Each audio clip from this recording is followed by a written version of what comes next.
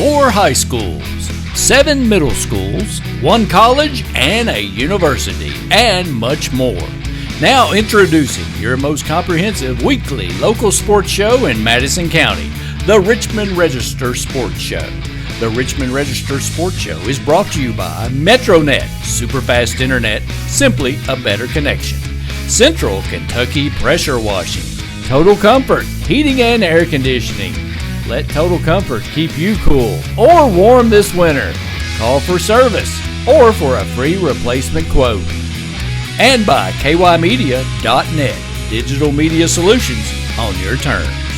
Here's your host for all things local sports, the Richmond Register sports editor, Nathan Hutchison. Hey everybody, it's Nathan Hutchinson here. I have a special edition of the Richmond Register Sports Show to give you today. This is an in-depth interview with EKU football coach Walt, where we talk about everything from Dollar General stores in Coalfield, Tennessee, to a comeback win over Central Arkansas, to the EKU7, to cigars. So check it out.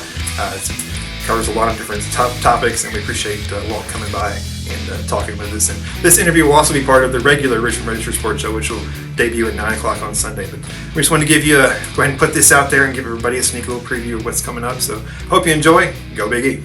We are pleased to be joined by EKU football coach Walt Wells. Thank you. Thanks for having me. Thanks for coming by on the off week. That's right. That's right. We're trying to enjoy it a little bit, but we're practicing some and doing a lot of recruiting, a lot of film watching, a lot of roster management stuff, and just got out of a meeting a little while ago about all that. So we're just continually trying to push forward and figure out how all this fits with the transfer portal, everything that's going to happen probably towards the end of the semester here in the season. So it's been a good week. Yeah, Colonels were 5-2, 2-0 in the AQ7. They've won 4 straight, including a dramatic come-from-behind win last week over at Central Arkansas.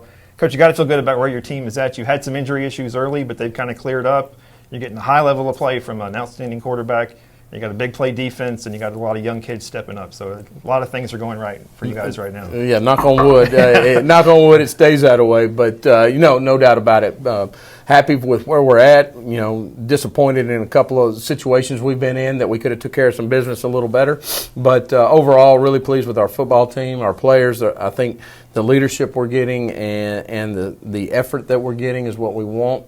We can continue to push the envelope on that, but I think it's good for where we're at in year 2. And then kudos to our staff. I think they've done a great job of teaching these guys what we do and how we do it, and then making game time adjustments and doing things like that. So really pleased with where we're at, and looking forward to the last slide here. Yeah, week off this week, and then back home against Lamar on October 30th. And I get this from people a lot of times from just out in the community. They're a bit confused about this season, but this season the AQ7 thing is just a one-year thing. Correct. A partnership between the ASUN and the WAC for just 1 year, so that the AQ7 is Abilene Christian, Lamar, Sam Houston State. Now I'm going to have Jacksonville State, Central Arkansas, EKU, and Stephen F. Austin. Correct. That's the 7. So that's right. Just for 1 year. So I know a lot of people have. It's like, people ask me, what's the game this week? And I say Tarleton State, and they're like, well, who the heck is that? But This is only a 1 year thing. Next year, there will be an actual ASUN football conference. Correct. With 6 or even possibly more teams. But this is just a 1 year thing, so I know it's confusing to people. When I talked to Parker McKinney back over the summer, he said it was confusing to him. It was. I didn't really worry about it. I just knew who we had on the schedule and kind of went that way, and knew we could win a conference if we won all our games, which we still got a chance to do that. And the 3 teams from the ASUN are Central Arkansas, Jacksonville State, and us, and then the other 4 teams are going to be into WAC, and so that's why they decided to call it the AQ7, and I think that stands for Automatic Qualifier 7, and so the winner of these 7 games it gets the automatic qualifier, and then everybody else is up for an at-large bid potentially. Yeah. And then you got to think, automatic bid for the winner, and you got to think this league is in position to have 1 or 2 at least at-large bids. I would think at least 2, depending on how it finishes out, maybe even 3. Just my experience with a league like this before in the past, and I think that's probably one of the reasons we made the move. Yeah.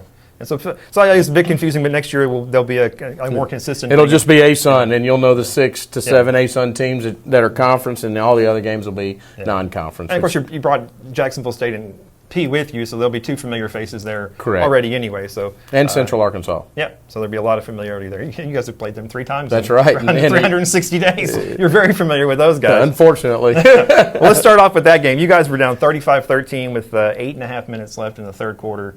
You scored the final 25 points in the final 23 minutes to pull out a really just a dramatic win, a gutsy win for your kids. And it's a long bus trip, and to go down there and to do that, and was pretty impressive. You had to get the win to endure the bus ride back, and that's no disrespect for us. Not it is what it is. Yeah. I'm all right with it, but it's a testament to our players and our coaches and all our support staff and everybody that's involved in the program, because it's hard to go anywhere and win. It's hard to go anywhere on the road and win, and to go against a good football team like that. And I know the record right now doesn't indicate that, but they are a good football team. I think people will figure that out. They've got 2 quality wideouts that are going to be playing in the NFL. They got a 6-year senior starter at quarterback, and then they've done a nice job on defense. They had a 3rd rounder last year, and so they've got quality players on that team. And to be down like we were, and just we constantly preach to them, don't look at the scoreboard, just play each play like a life of its own, and give us the best version of you. And I know that's boring coach talk, and everybody wants to hear a fire 'em up speech and all that, but none of that happened. It's just we have to challenge them some. We had to adjust as coaches to what they did. They did a nice job in their off week, Coach Brown and his staff, and did some things that we hadn't really seen on film. Them do. We knew what they were. We knew they had the capability of doing it, and everybody does. But they had an off week before they played. They played us, so they did some. They put in some run game stuff that we hadn't seen, and a couple routes, and then they played coverages a little different than what they did. They did a nice job of self scouting themselves, and coming out and performing in the first half. And I feel like we kind of just. I don't want to say we didn't give effort, and I don't want any disrespect to Central Arkansas, but we just weren't playing at the level that I knew we could play at. And so when we went in at halftime, I just pulled the coaches together. I told the support staff to go in there and talk to the players and, make sure everything's good, because, you go in there and everybody's bickering and arguing maybe sometimes, and, as coaches, you don't want to see that, And so I kept our coaches over here, and we talked about how we were going to attack things and just be positive and find ways to put these guys in position to make plays. And both Andy and Jake did a great job of that, and Kevin McKeithen had a solid plan in special teams. And they came out and executed. And players win games. We know that. Coaches lose them. And so they came out and won the game for us. Yeah, 3 field goals from Patrick Nation, 3 touchdowns from Patrick McKinney, and another rushing touchdown. 4 straight games with a rushing Parker. I called him kind of like. That's all right. Parker, not Patrick Nation's Parker McKinney. I got it. I'll get it. But Parker just playing at a really high level, and his 40-yard touchdown run at the end there was the one that gave you the lead for the first time in the game. And he's showing all of his ability. It was funny. Last week he talked about he shouldn't have never cut it back, and we agreed. And bottom line is, if you get caught and ran out of bounds, that's fine. If you can cut one guy back, usually you can do that, but normally, the bad guys are coming, so just stay on the edge and go. And he set the safety up. It's hard to see on film, but he set the safety up real nice on that, and gave him a little do that, and kept running to the sideline. So, kudos to Parker and the way he's playing. But we've seen that. We saw it last year, and we saw it coming. We knew he was our guy. We felt like he was our guy. We brought Cord in and DJ Boney and Elias Allen to compete, and Parker rose to the competition and improved. And we just felt like what he brings to us is more than just the game. He brings leadership. He brings a lot of different things to us, and so we're really excited about where Parker's going. We got to keep him healthy, and we've been good on that so far. So, and then Nations has come in and really done well on his kickoffs. Except for a couple, and really struck the ball well in his field goals. So, he's got an exceptionally strong leg, and so we feel good with him from a lot of different areas. But he's been really accurate for us and really helped us take our special teams to another level as far as his position goes. Yeah, and what you see with Parker, I think, is just a confident kid. When we talked back over the summer, we did a feature on him in the Richmond Register, and you talked about last season when you came in particular the Houston Baptist game, where Houston Baptist took the lead late. You guys got the ball back, had a chance. He scrambles out of the pocket, he fumbles the ball, and after the game he's devastated. He's just and he was afraid. you were going to take him out of the starting Right. lineup because the previous 2 years, it's hard to believe this kid's been here 4 years. He's still only a redshirt sophomore. Right. But the previous 2 years, they used as many as 4 different quarterbacks, and there was this almost constant rotation. So he was afraid if he screwed up and that he would get pulled. And you pulled him aside and said, no, you're our guy. Go in there. Those are your players. Talk to them. And it's your team. Lead them. Right. And since then, he's been like a different quarterback. And, well, everybody needs a little confidence every now and then. Yeah. And I think that's, as coaches, you've got to have a feel for your team, your players. As a position coach, you got to know your position and everything that goes with it. You can get a lot more with, I worked for Coach Kidd, obviously, but I worked for a guy before him named Herschel Moore, and Coach Moore used to always go up to the building to try to get something done for us, get us a little more, it was the NAIA school, so we're trying to get another T-shirt maybe, and I go, and somebody go up there and get after him, Coach. He goes, nah, boys. He goes, sometimes you get more with honey than you do with vinegar. and so, with Parker, I think that was the case. I think I'm not, no disrespect to anybody that was here in the past, but I think it was a revolving door a little bit at that position for whatever reasons there was. But very pleased with our decision with Parker and not good you saying Patrick. Yeah, I know. I was about to say I screwed up and now I made him screw up. Well, I almost call him Peyton because that's his brother, and so he just. He's just been good for us, and he's such a good person. I mean, that's the key. When your quarterback's a good player and a good person, it makes life a lot easier for you. Yeah, and we joke about he's got 10 rushing touchdowns. Yeah, he's the active career rushing leader at EKU right now in yards and in touchdowns. Well, don't let him know that right now. No, I mean, he's still not Usain Bolt. No. But he's the leading rusher right now. But he is for us. That's all that matters.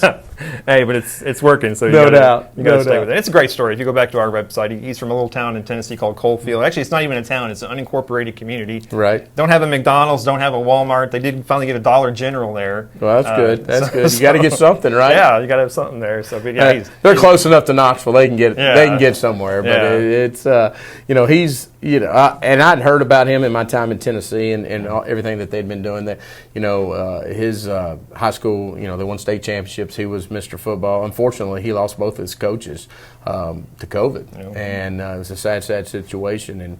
And I know Parker, was really close to them, but won state championships, and like I said, won Mr. Football. And matter of fact, I went back and watched his junior. We were evaluating a junior quarterback, and I watched this one kid, and I liked him, but you're like, and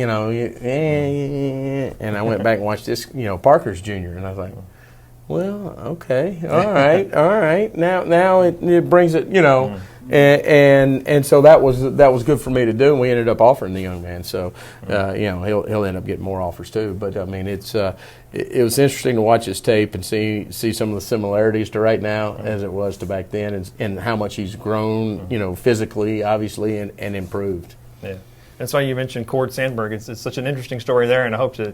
Maybe later in the season sit down and talk with him, but he's 26, is that right? Something like that. I'm not for sure his accurate age.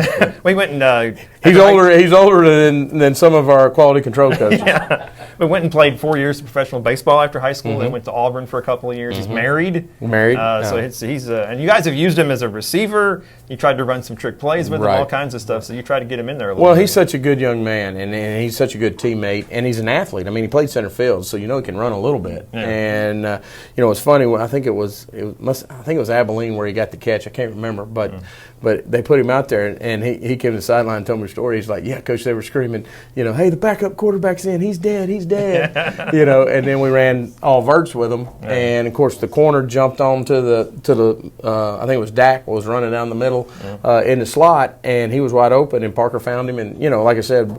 I mean, he can track a baseball. He can track a football, I would think. And so he did a nice job of getting us, some good yardage there. And I think we went in and scored on that drive, best I can remember. But he's a really good athlete. He came in and feel comfortable with him at quarterback. I really do. But Parker's just playing it at a high level right now, and it's knock on wood, it stays that way, and we'll continue to find ways to get Cord to football. Yeah, lots of other guys getting involved. Matt Wilcox Jr. had 11 catches last week. The kid down from Wayne County, Braden Sloan, had his first touchdown, first catch and first touchdown. Right. It was on the same play, and Condre McGlure got his first college touchdown. And that's a good week. It was a good day for the that's what's good about our offense, and that's what's been kind of hindering our offense at times. Is we're young, we're learning on the run a little bit, but these guys are continuing to produce value for themselves by giving us confidence with the plays that they make in the game. So their value becomes our value as a team, and it really helped us out. I mean, you got Jaden Higgins making a big touchdown catch. You got Jaden Smith making some big catches, and then the 2-point conversion. Like you said, Keandre with the score, but he also had some big runs to get us down there. And then, Braden Sloan, who is going to be a really good player for us, and so we're really excited about him getting that catch. And I think you saw his speed with his size when he took off down the sideline. So a lot of good things going on. We've got some young tight ends. I mean, like I think last week, Dak's learning every week. And, of course, he's, when you play quarterback, you get hit, but you don't get hit every play like you do at tight end, And so he's fighting through all that and learning how to fight through that. Malik Owens is coming on at tight end. Reese Atkins is coming on at tight end. So, Jake Sloan is too. So I really feel like, we're developing some playmakers that, hopefully can stay around for a while. Yeah. And Matt's the old guy. Matt's been here forever. Yeah. It seems like anyway. Yeah. He's steady. He's going to run the right routes. He's going to catch the ball. He's going to block. He's going to do the things that he has to do. And he doesn't have to be this way, but he's the tough guy. He's the tough yardage guy. He's the over the middle catch. He's those kind of guys, and you got to have a guy like that. And he I think he relishes that role, and I think he excels in that role. So we're fortunate to have him leading that room, because he's teaching those guys, how to survive a season, with your body and all the things that you have to do. So we're blessed to have Matt on our team. Not afraid to go over the middle and take. No, he'll take a hit, and he'll dish one out, which will get us 15. He's done for about 3 times now. Hopefully he's done with that. But I mean, I get it. He looks at me like, Coach, well, I'm like, guys, you can't do it. I mean, it's just that simple. I get it. I love it too. I wish it wasn't a rule, but it is a rule, and they're going to drop it every time. Yeah. So. Well, on your defense, you got a bunch of playmakers. You guys second in the country in defensive touchdowns, fourth in the country in interceptions. And early in the year, you guys were giving up a lot of yards, but not so many points. But now it's even come back down a little bit. And of course, the Hudson kid let you guys up last week a little bit, but he's a tremendous player. Well, and with that, we wanted to take out 5, and so we pushed to 5. And 5 was a really good player too. So we picked our poison with him, because last year he was the one that hurt us probably more. And we knew 1 was a good player. I mean, he is. Hudson's he's a phenomenal player. It was funny in the middle of the second to third quarter, 5 starts screaming at me. He goes, Coach, you got to quit doubling me and start doubling him. I said, no, we're going to take one of y'all out, Yeah. And he was good about it. And after the game, I said, we probably made the right decision, huh? And he said, oh, look at his yards. I said, yeah, look at the scoreboard. Yeah. And I walked off. Well, neither one of them did much in the second half. That's right. And they're really good players, and they do a good job with their scheme. And their quarterback, like I said, he's seen it all. He's 6 years. Mm-hmm. And so, but our defense, you're right, early on was giving up yardage, and it's like I told Jake. I said, Jake, I don't care how much yardage you give up. Now, eventually, we got to, it's got to match. Mm-hmm. But as long as the only stat that I really worry about is the win and loss stat. Mm-hmm. And so, if we can keep them out of the end zone, scoring defense is number 1 to us. And you got to keep them out of the end zone. And we've had with 3 goal line stands, and should have been 4. Mm-hmm. And then we had some 4th down stops too in the middle of the field. So, I'm really proud of the staff and what they've done. Jake and Chris Franklin, Jeremy Hawkins, Derek Day, and Mike Dietzel. I mean, those guys have really come together and been together for 2 years, except for Mike. We added Mike into the fold, and I think he's brought some things to us that were really, good for us, and nothing against anybody that was, nothing against Shannon Morrison or anybody that was here before. Shannon was a great coach and doing a great job at Marshall. But, I think just second year for Jake, and another older guy, the experienced guy coming in has helped. But Jake does a great job of worrying about what's important and understanding, what can happen. And I think now in this defense, because Jake started running this last year I think he was at Murray, and then we added what I wanted to do with it, and he understands, all right, what tool to go to fix the car, so to speak. And so when something's not going right, he knows where to go a little more and more each week and each year. And our players have done a great job. I mean, you start up front with how we can rotate two and a half lines, and we rotate them by series, not by play. Well, it depends on how long the drive is, but those guys, it starts with Shane Burks, Roland Walter, Q Floyd, T.K. McClendon, Ryan Jackson, and Kelton Dawson, and then you still got Gabe Fletcher and Big Bacon there, and Gregory Green. And so those are the 9 that travel, and it all starts up front. They're doing a heck of a job. And then you get to the backers. Kyle Bailey, is the captain of one of the captains of our defense, but he makes all the calls and all the adjustments. Him and Eli Hairston, and then Matt Jackson's an All-American. I mean, watch him play Saturday. I mean, he had to go play jack some. He had to go play some different positions, and he's going against 6'6", 290-pound linemen and just pressing them out and doing things that are going to garner the attention of the next level. And he will play at the next level. He needs another year at college, I think, but he'll play at the next level and be successful at it, because him and Kyle Bailey have really changed our defense. Matt started last year with how hard he plays, but then you bring in Kyle, who tries to match. They each try to match each other's intensity every day, and in practice. I mean, it's fun to be a part of. And then then we go to the back end. You got a guy like Baker, who comes in, who doesn't say a word, but just is so big and long and can do some things. And Davion Ross and I really like getting Jaden Woods back with JoJo Sells, and those two guys are holding it down in the middle for us back there. And then you got John Blunt Jr., who's with that three-man rotation at corner. We lost Josh Hayes to a broken foot, so we'll get him back maybe for a 7th year. So it'll be it's just crazy. It's crazy, but it's interesting to really proud of our defense. I know I'm going on and on about them, but I'm just proud of them because they're knocking people back. They're doing some of the we're working on our tackling in space, and we're working on our vision in our mod coverage and our match coverage, I should say, and the different things that we run. So pleased with both sides of the ball, to be honest with you, but defense has been consistent. Yeah, Matthew Jackson already with 67 tackles, 6 tackles for loss, 2.5 sacks, an interception, 5 pass breakups, 6 passes defended, 6 quarterback hurries, and a forced fumble. That's all. I mean, that's all he's done in what, 6 games or 7 games, whatever, 7 games. Yeah. So those are stats for a lot of people for a career, and so like I said, this is only his 2nd year of playing. And the good thing for Matt is he's played the same position, other than when we move him around in some package stuff. He's played the same position and just got better and better, and just a smart, intelligent, good football player. And a good dancer, too. He's the emotional guy for us. There's no question. He brings the juice, or whatever you want to call it. He's better than me about it. So, as long as they don't give me a penalty, it's like I tell him. I say, dude, celebrate, have fun. It's your life, but don't cost us 15. Yeah. That's all I ask. Well, you guys play the music in between plays, and he's always just going at it. He's going to have fun with it. He's great. It's great for the crowd. It gets his teammates pumped up. I mean, he loves the game. Fun. I mean, how can you not enjoy watching somebody like that play? I'd rather watch him do that than somebody just stand there like this. But if they're going to stand there like that and then go produce, I'm good with that too. That's what matters in the end. That's it. All right, the Colonels will be back at home on October 30th, the night before Halloween, against Lamar, another one of these teams we've never played before. Right. So another one of those. Rickson Lane, the SID has a lot of those, first ever meeting, all-time meeting 0-0. We've never played Abilene Christian, never played Tarleton, yeah, so a lot of those. Just started playing Central Arkansas last year, I think, didn't we?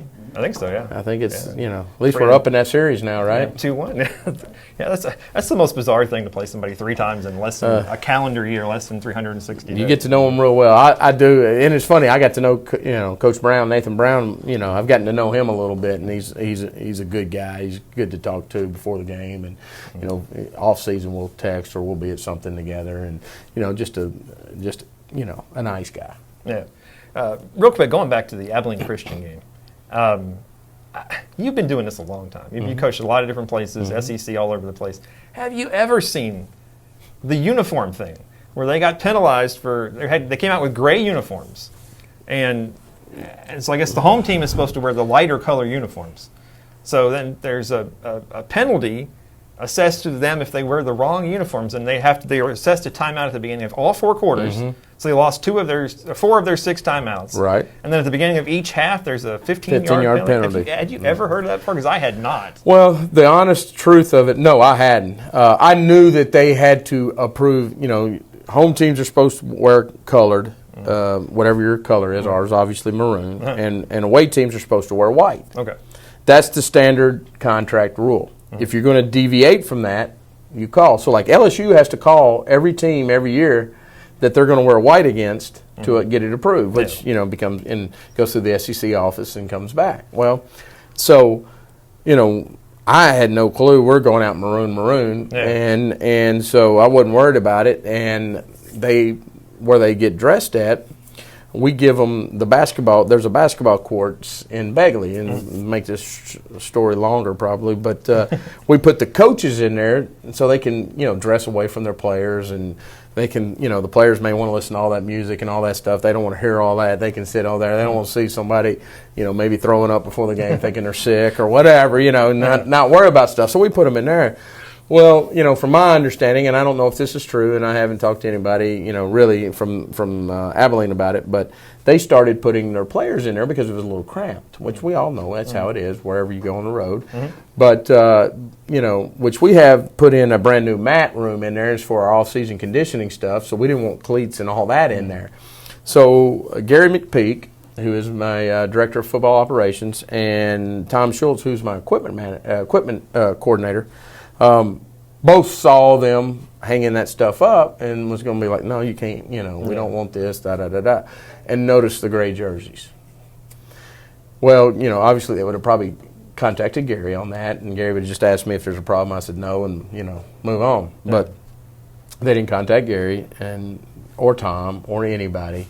They my understanding is they contacted the WAC, and the WAC should have contacted the asun, and da-da-da-da-da. Long story boring. It never got communicated. Gary understood, and Tom both understood the rule. Came to called our head of officials, got it interpreted correctly, which then alerted the officials.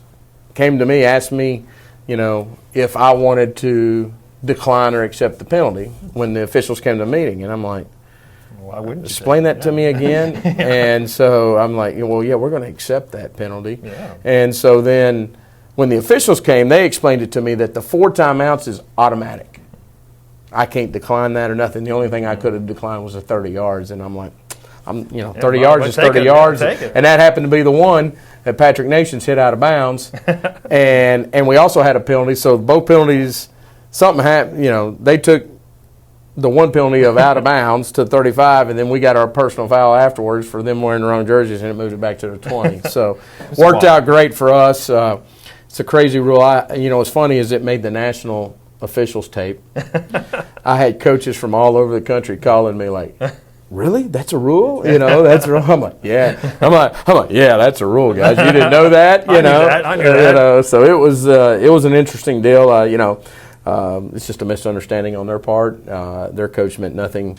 I'm sure that could have happened to us. I wouldn't have had any clue on it, because I know what we wear, and I'm just like, yeah, we're going to wear that, and assume everybody took care of everything. So you guys won 30-15. I don't think it really affected the outcome. And I think he would tell you that too. He did after the game, and so they scored one there in the last drive, second to last drive for them, I think it was, to make it that close. So it didn't cost them the game. It didn't help us win the game, but it's a unique rule that I don't know if you'll ever see again. Yeah, that's true. Well, because we had to wear maroon down in Central Arkansas. Yeah. They called us Monday and said, hey, we want a white out.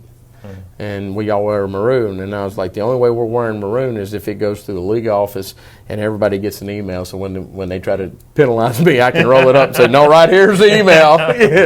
So, be prepared. So that's how it's going from now on. Well, it didn't look like a very big crowd on television, though. I don't really pay attention to that too much. Comment on that if you don't want to. I don't know if there was many whites. There was a lot of purple in the stands. Let's just say I don't know if the whiteout got extremely advertised or not. Well, you guys had 4 straight home games over here. Great crowds. It's been a great atmosphere. I know the last game was during fall break, so a lot of the students weren't there. But the first 3 games, lots of students, lots of excitement over there. So we'll be home October 30th against Lamar, 2 o'clock. So come on out. Yeah, and that'd enjoy be a that. good afternoon And game. the Cats don't play till later in the evening. So if you're a Kentucky fan, On you the road. you can come over to EKU. You can watch EKU, and then you can go home and watch. They're at Mississippi State, I think. Right? That's right. They're at Mississippi State on the road at 7, and, So. and I don't know if it's Keeneland's last day or not, but you can get on the, not advocating, but you can get on TVG and watch it. If Yeah. you do anything else on an app, you can do it there, and you can do it straight from our parking lot. So come over, and we need a great crowd. It's 30th. I think they're going to have a Halloween theme. It's our breast cancer awareness game, so we'll be in pink shirts. Our players will have pink socks on, and which will really go well with maroon. It kind of looks like Pepto-Bismol sometimes, but it's the thought that counts. Yeah, and we want to honor that. And I know that we're doing some other things to bring awareness to breast cancer and try to help out in some fundraising things. And I think the administration is doing all that. But Lamar's a good opponent. They played Abilene a little closer this second time. Be interesting to see how they do against UCA this weekend. But again, we just got to go out, and and this is no disrespect to them, but it's a nameless, faceless opponent that we got to play each and every play and come out of there with a victory. I know you kind of say with the media, us in the media, you kind of give us those same talking points all the time. But you really, that's kind of, it's what you guys do. You're not just blowing smoke at us. That's kind of what you guys, your core principles and how you approach things. That's exactly right. It's boring. It's boring in a press conference. It's boring. It's boring in a press conference, and sometimes it's boring to the kids. But 15 years ago, I'd have probably been here. I'd have been like this. After every game, I'd have been rocking and rolling, and after every loss, I'd have been like digging my own grave or something. But I just learned over the years, especially like 4 years in the SEC, kind of changes your mentality a lot. And the reason I say that is because it is 7 days away from being humbled. Every win is 7 days away from being humbled or being put up on a pedestal. And what you realize is that humbling's coming. Yeah. And and that even with Alabama it came, and maybe 20 games later, but I mean, it comes to each and everybody. I mean, look at Coach O this week and look at all the things. So you just learn, hey, we've got to play to a standard and continue to do everything we can to raise the standard. So that we can get the best out of everybody, and because we're going to need everybody. Yeah. 2:00 next Saturday, and Randy, bring that over here. Hand model. Hand model. There you No go. idea what that There is. we go. Now back over the summer, I came over to your office. We sat down and talked a little bit about Parker McKinney, and I got his name right that time, Parker. But That's right. I know his name. See, I just screwed it up. Well, you were nice enough to give me a cigar out of your collection, so I brought you a cigar today. Oh, awesome! So if I can get him out of here. Oh, you got a nice Fuente. that's my brand right there. Well, that and Ashton's. I thought you were an Ashton. I am an Ashton, but I was a Fuente guy before the Ashtons. Okay. So- Can we light them up, Randy? Can we light them up in here? Sure. Can we light them up? You want to light them up? Oh, I'll light them up. There you go. Let's light them up. As long as I'm not at practice lighting them up, it's a tobacco-free campus. As long as you're not in trouble, I'm good with it. So as long as we're good, we're good. Are you a cutter or are you a biter? I'm a cutter. There you go. There's a cutter. I'm a cutter. I got a little. Oh, there we go, right there. Get all that trash out of there for you. Yeah. I'll clean up the place. Yeah. John will do it. And when I talked to you after the Central Arkansas game, you had one out by the bus before you got on the bus. Mm-hmm. There we go. Yeah, nice. Excellent. Sucking up, Nathan. I like it. That's great. There you go, right there. All Thank right. you. Oh, that's a good little stick right there. Very nice. You can't beat a Fuente Maduro, excuse me. My mom will be mad, so don't. She'll be watching this. So, Mom, I'm sorry. It's my fault. I made him do it. I know. She say hi to my mom. Love you, Mom. My wife is good with it. You can As long always as I don't do it in the house. You always tell the real cigar smokers they call them sticks. So that's That's right. That's You got to true. get a stick after a game, win or lose. But I love the victory sticks. That's you for had one sure. by the bus, and I had one out in my garage. After There you we won go. Saturday, Awesome. so- That's awesome. Well, thank you so much. Yeah, we appreciate you coming by. It's Anytime. Go Kerns, and we'll be watching. We'll be over there obviously on Saturday, and I can't make the road trips to Texas, but I'm always thank God for ESPN Plus. Now There They're you all go. on That's TV, right. so- They're all on TV. So make sure you tune in as we head the road to Texas. But we need everybody. We need all of Richmond out on the 30th, please. Absolutely. Yeah, come on, make it a party. You're dressed up and have some fun, and You can go up there and have a drink in the little Oh, section yeah. with alcohol. So come on out, Do whatever you need to do. have a good time. You just can't smoke cigars. Well, that's outdoors. Maybe we can sneak off. Right? It's all right. Well, Coach, thanks for coming by. Thank I really you very appreciate much. it. Best of luck to you the rest of the way. And that'll wrap up this week's edition of the Richmond Register Sports Show as we smoke up the studio here. But I appreciate everybody watching. As always, check us out on social media. Twitter is Richmond R Sports, Register Sports on Facebook, and richmondregister.com. And, of course, all the social media sites for EKU football. Those guys do a great job, Rickson. And Rickson's been a great addition to our to our media and social media and everything that he does. We're lucky to have him. Yeah, lots of pictures, lots of videos, all kinds of good stuff over there. So go check them out too. And appreciate you guys watching. We'll see you next week.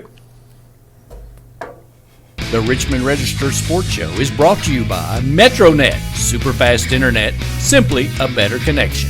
Central Kentucky Pressure Washing, Total Comfort, heating and air conditioning. Let Total Comfort keep you cool or warm this winter. Call for service or for a free replacement quote. And by kymedia.net, digital media solutions on your terms.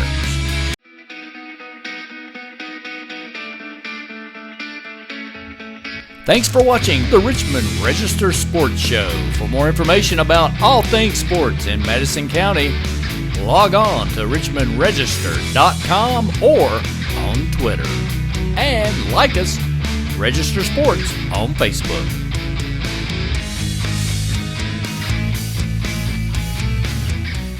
Get the Richmond Register directly to your mailbox or get the app online and visit richmondregister.com.